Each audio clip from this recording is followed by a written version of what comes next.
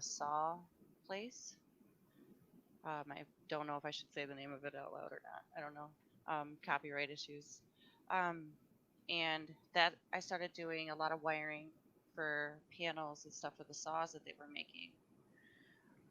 And I ended up meeting Mario at one of these places. Um, Business has started to get really slow, so I ended up being laid off. And I got a hold of Mario, and one thing led to another, and now here I am working with him.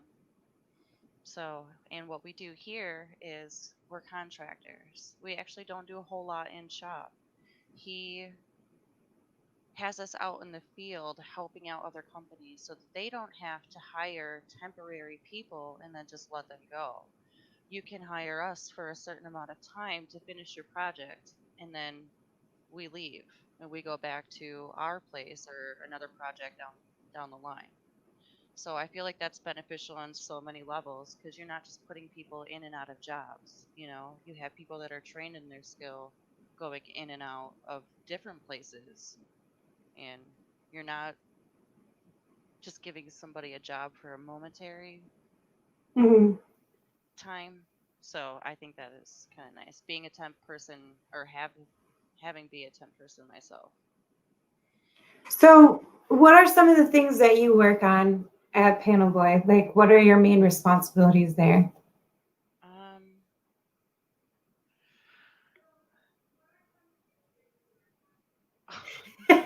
That's totally fine. oh, that's distracting.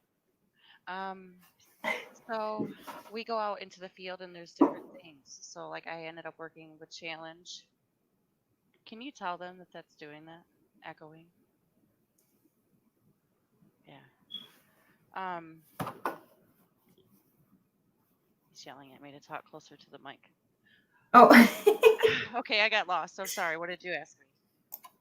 so at PanelBoys, what are some of your main responsibilities? Like, describe a day in your life at PanelBoys. Going into someone else's factory and picking up where they need things. So trying to figure out different companies and being able to do the projects that they need. So we don't actually do a lot here. So I don't really have a Okay. whole lot of daily responsibles at PanelBoy. So, would you describe as being a control technician? Do you do like a lot of maintenance work then on other people's No, machines or we usually build no? them up. So like we have one machine Okay. builder, which is Marcus. Um, and then we have, I think we're four electricians now. So we actually, Okay. it's rare we actually work in the same building as well. Um, it's still echoing and the side is kind of distracting me. Oh, that's okay. I can't hear it on here, so it's fine. Okay, it's distracting me because I can hear it on the other side. Um, they they mostly have their products built, and they have us come in and help them finish them up. What's up, Danny? Sorry, technical No, difficulty. you're okay. You can't hear me? Okay. Sorry, technical difficulties. No, that's okay. Um, a lot of it is just doing well for the customer and doing the best that we can for Mario while we're out in the field, because that's essentially what we're doing. We're going out Hmm. and showing him what we can do for him for his company. Okay. And so, out of your team, are how many other females do you have working at PanelBoy?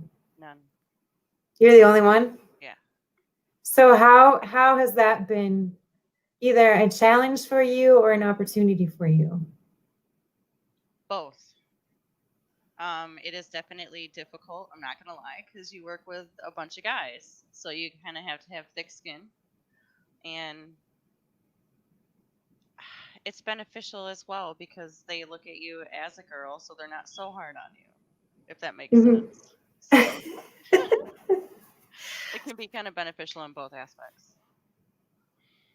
So is there like specific things that you get caught up on? Like how has the whole learning process been? Because a lot of people that I've spoke to in manufacturing and engineering, they've had some sort of like either tech school, opportunities or experience or some college opportunities and experience. How do you think your journey is different from that type of journey, and what sort of benefits do you think you've had being self-taught going through a temp agency? Like, what do you think some of There's those not really benefits are? benefits to that being through a temp agency. I only tried that because I got laid off from a place that I actually wanted to stay at and apprentice through and didn't have the opportunity. So, uh-oh, lost you. Oh, You can you there? hear me? Yeah. Yes. Okay. I lost you for a second. Um, I don't. Sorry, being No, you're distracted. okay. They're telling me they can't hear me. Should On I the be talking video? into this or this? Okay, I'll just move this closer. I am trying. I am talking like loud. Oh, I can hear you. okay. I'm sorry. Interesting. What was your question again? No, it's okay. I was just wondering if and maybe I should reword it. So a lot of people that I've talked to in engineering and manufacturing have gone through some sort of type of institutional educational institution. So whether it's like a tech school or a 4-year school, and then they did either an internship or an apprenticeship, and you seem to just have gone through an temp agency and then took it from there and excelled really fast by just being self-taught and learning really quickly. So I'm wondering if you feel there's some benefits through that route over a traditional educational route, I guess, is how I would Yes. word it. Yes.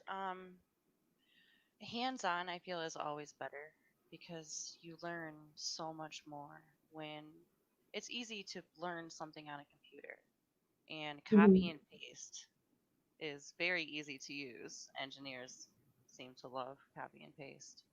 Um,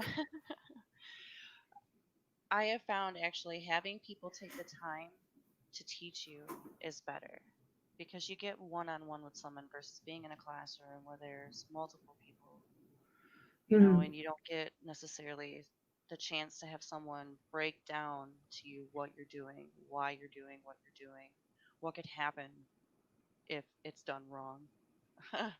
I do not like Right, the idea of being able to hurt someone or something that I did hurt someone, right. so seeing all of that firsthand, I think helps. Um, Okay, I don't feel like you don't get the reality of it in a classroom, you know? okay, right. So, the reason why I wanted to start this series, Mavens of Manufacturing, is because I feel there is an opportunity for women to really shine in an area that we shined in before. So back in the 40s, I mean, I think all of us have seen the Rosie Riveter flyer, and we all aspire to be that strong woman who, does something not only to like help herself, but to help the community that they're in. And through my journey in manufacturing, I became a part of a group called Women of Today's Manufacturing in Rockford, Illinois. And it's a nonprofit organization. And one of our missions, our main mission actually, is to, create these career pathways for women within manufacturing and engineering and connect them to the right people and the right mentors that will help, strengthen their skill set and guide them through this process. So I'm wondering, like, um, what do you think manufacturing is missing because of the underrepresent or lack of representation of women in the industry? Organization. I agree with that 100%. I'm not gonna, I think we are so much better at organizing and project managing things. And I feel like some of our audience members would feel the exact same way too. So I agree with that. What else do you think aside from organization?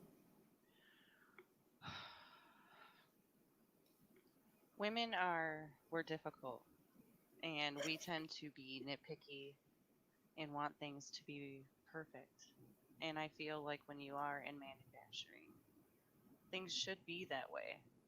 I don't know, when I go to the store and I buy something and it's broken, I am really irritated that I have to go back to the store and get another one. Oh, So, so making sure that things are perfect, I guess, is another thing that women bring to can the you table. move over just a little bit too? Because you're kind of there. You go. All right. And yeah, so I think it's interesting. And then is there anything in the community that you're in Grand Rapids? Does Panel Boys do anything in the community to help bring younger generations into manufacturing? We are still really new and small. Okay. I'm sure that's something that we'll get into. And we do offer like to help pay for classes and stuff if you want to better your knowledge Mhm. and things like this. There are things that we offer to help with that. Um, but we're really small. We haven't really reached out into the community quite yet, as far as I Okay. I'll have to ask Mario when I reach out to him and ask him those questions. And um, so, what else about your position do you like? What are some of the things that you like? What are some of the things that you don't like and you think need improvement? know. Some of the things that I like is being the only girl because there's no drama. Although guys do tend to create some drama. And then on the other hand, I definitely don't like being the only girl because, like for example, one of the last places I was in, there was no women's restrooms. It Oh was like no! men's. So I had to like go into the office anytime I wanted to use the restroom. So here I am in like my clonking work boots, walking through the office. Really? Yeah. I That is the first time I've ever heard of that. Well, whatever company that was, I mean, you guys need to come up to 2020 and get those women Well, restrooms in your shop.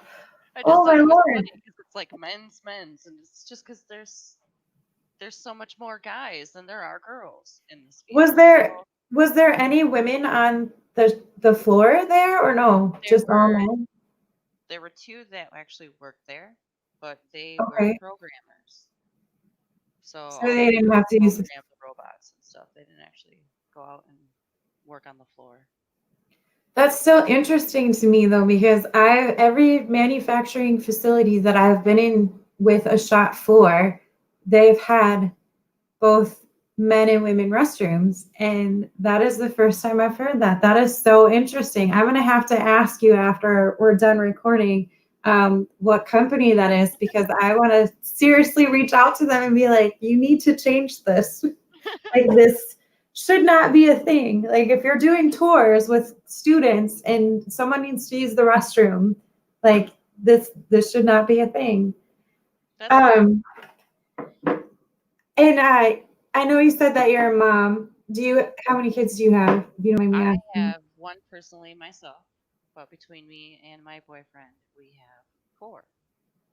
Are, So is all girls. are there all girls? All girls.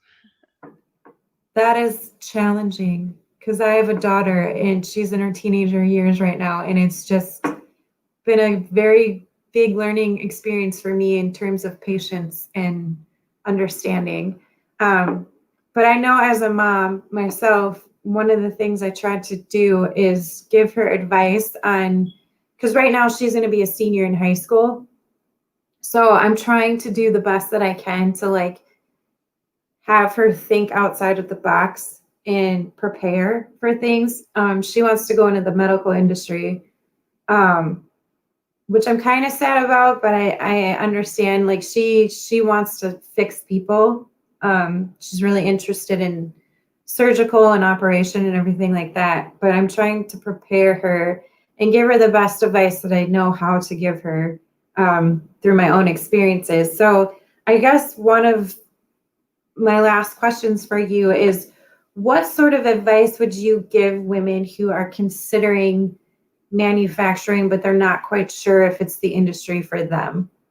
How would you pitch manufacturing to the younger generation of women? I would tell them to try it. Um, yes, it's scary, it's intimidating. There are going to be so many things that you do not know, but there are people out there that will be patient, that will teach you, and it will open your eyes and expand your horizons in so many ways that you didn't even know was possible. Just because you have the mentality that it's a guy's job and you can't do it doesn't mean that you can't do it. Doesn't mean that it's a guy's job. Um, I am all about just diving in and going for it. So go for it. Give it a try. How will you know what you like until you try it? I genuinely love what I do every day. It is not a pain for me to get up and come to work. I don't dread it. I don't like, oh, I just don't feel like going to work today. Like, it's not there because I actually enjoy what I do. So try it. So what are some of the next steps for you then? Where's Jennifer going to go from here? Um, Like, what do you want to get into? I honestly am happy where I'm at. Like, I don't want to over go over what I'm ready for. Like right Mhm. now, building cells, like building robots and well, wiring up robots and watching them build other things. So building robots that build other robots to me is really cool. And I'm really enjoying that. I'm really enjoying watching that. So eventually, maybe learning programming. Okay. But I really enjoy getting my hands dirty. I like working on the equipment. I like, I know, climbing under the machines and wiring them. I know it sounds crazy, but I actually do enjoy it. So, I've I've been to several trade shows, and that has always been my favorite section of the trade show is the giant automotive robots that they have. And I can't remember what company it is, but they had these bright yellow robots that were like 10 to 15 feet tall, and they were taking huge, just pieces of material and flipping them around yeah, like a it roller sounds coaster. like And I was just, Challenge. It sounds like Challenge manufacturing. They make car parts. I actually made okay, a cell for Challenge. it So just amazes me.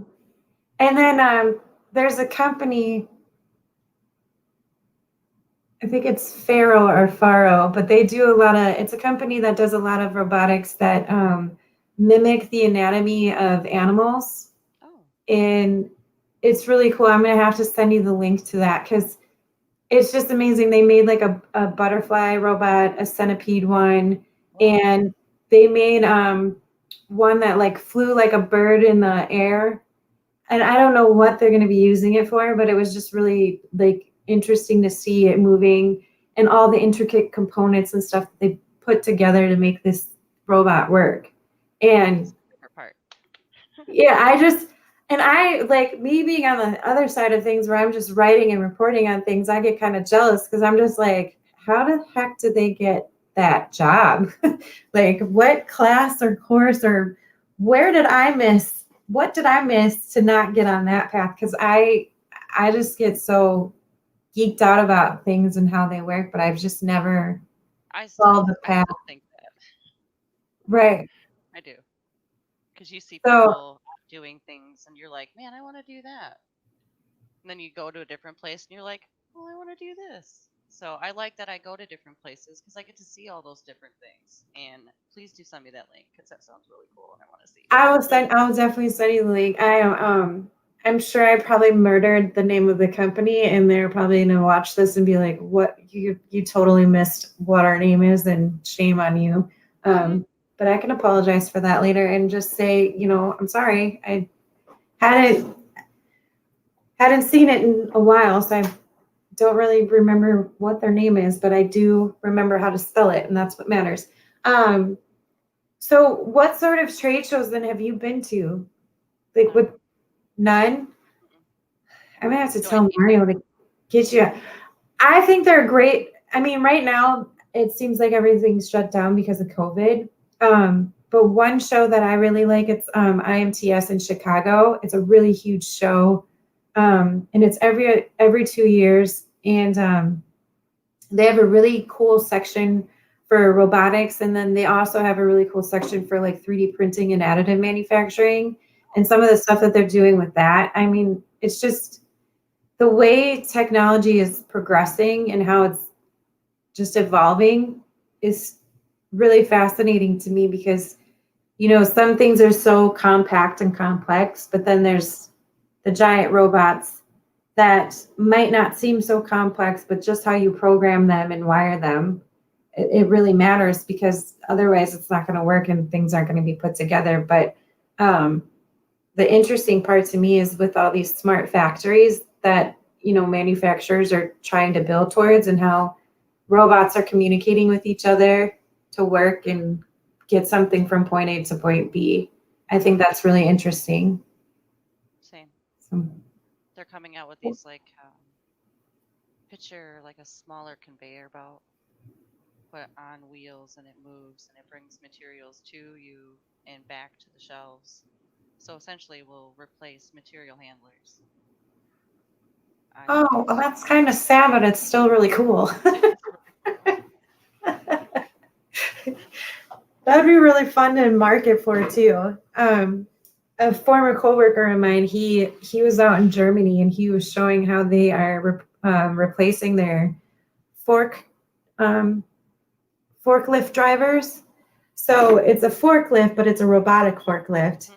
and it's able to handle heavier loads, and it's less dangerous. And then they were showing how like they had wide. I thought I was watching like some episode from Star Wars or something because it was like a wider one, and it looked like it was just hovering on the ground, but the wheels and everything were just so compact underneath, and it looked like this thing was floating, and it was like a conveyor belt type robot, I guess you could say, but it was larger and it was handling like bigger pallets and stuff that were over 300 tons or something like that. So I was just like, I want to go to Germany and just check that out, but it's all programmed, and then it has like sensors on it, Yep. so if like something fails it will stop automatically, and Yep. just cool stuff like that. Do you work with sensors when you're? Yep. That's all That's part of really, it. Yeah. Depends well, on where I'm at and what I'm doing. well, I want to thank you, Jennifer, for taking the time out of your day, and please thank Mario too, because I know you're in the middle of your work day, and I saw him earlier in the shot trying to help with all of your headphone stuff and microphone stuff. And I do want to apologize because I think I might have missed the first part of the video by not clicking on something. Um, It's okay. I fumbled a lot. but I will let you know. Oh, we have comments. Hold on. Uh-oh. I didn't see this feature. Jason Todd was saying, fun fact, I believe the original restroom was only for men and the women got a restroom about 9 years later. So were we supposed to hold it? So now that I know this comment section is here, I'm going to use that in future episodes. And then he also said robots are the best. Yes, they are. They really I are. love robots. Me too. So before we sign off, Jennifer, can you let us know how, if anyone has a question for you or for PanelBoy, where's the best place to get a hold of you? Um, let's just see if I had a card right here. Oh, I'll put the information for PanelBoys at the bottom. just say it's probably best to just contact Mario because he's the one that does all of our scheduling. Um, Okay. and there are different people, and we all have different skills. So give us a look. Give us check out our website. If you have any questions, feel free to give us a call. Okay, and Mario Martinez, he is the president of PanelBoys, and I'm going to flash his information at the bottom too. He's on LinkedIn, so make sure to connect with him on LinkedIn. Give him a shout out, and thank you all for joining us today. I really appreciate it. Again, I apologize for the technical difficulties if there were any. I'm learning a brand new platform as I go, and I think I did a little bit better this time than last episode. But yeah, thanks everyone for joining us. And Jennifer, if you can just stay on the line real quick, Okay. and we can talk for a little bit afterwards. For all of you who have joined us too, make sure to subscribe to our YouTube channel and check out LinkedIn and our Facebook pages as well. Thanks again. Have a good Friday. This has been another episode of Mavens of Manufacturing. Subscribe for more and make sure to tune in next time.